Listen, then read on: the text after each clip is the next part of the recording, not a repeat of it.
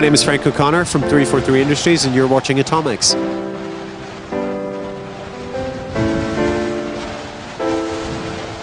Personally, one of the most fulfilling and satisfying things about my job is still getting into an online matchmaking game and playing against a bunch of people sort of anonymously. Nobody knows who I am when I'm playing, and seeing those people have a good time. And even when they're not having a good time, I'm learning from that.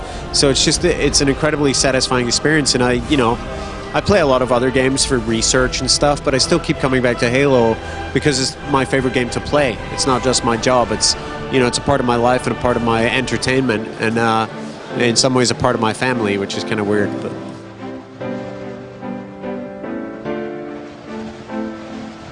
no, I started with Bungie on Halo 2, and Halo 1 had obviously been a big success, but the scale of that success by the time we launched Halo 2 was just staggering. And no, I really didn't expect it, and it's continued to grow, and it's continued to mature and get better and better. And that's maybe the most satisfying thing of all, is every iteration, every sequel, it gets better and better, and there are more and more features and more fun.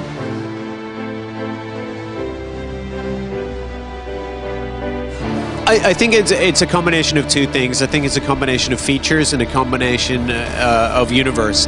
And by features, I don't just mean things like theater mode and firefight and stuff like that. I just mean taking every single aspect of the game and making it either a little bit better or vastly improving it with each successive game, and also adding things to the universe that people didn't expect, like Forge and so on. And that's one of my favorite things about Halo.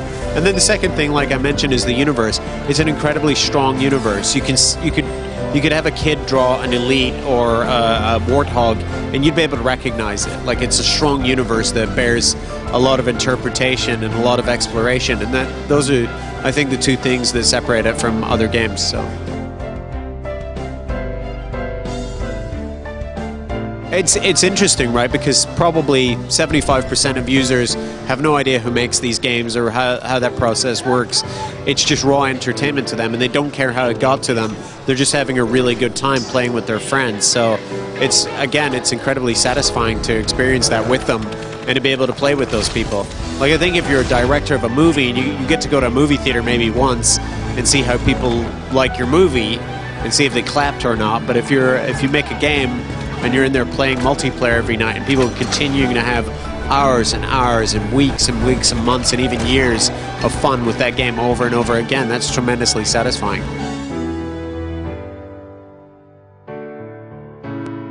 They're Bungie, so they've always made amazing games, and they're going to continue to make amazing games. I was a Bungie fan years ago, starting really with Marathon, but I was totally aware of their even earlier stuff, Pathways into Darkness and stuff like that.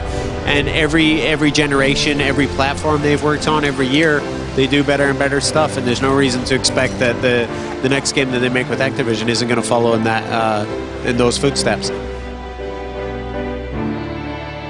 Halo, we were built and born to take care of the Halo universe and make Halo stuff, and we're working on some very cool Halo stuff. So, do you mean me personally? 343 Industries is definitely set up to run the Halo universe.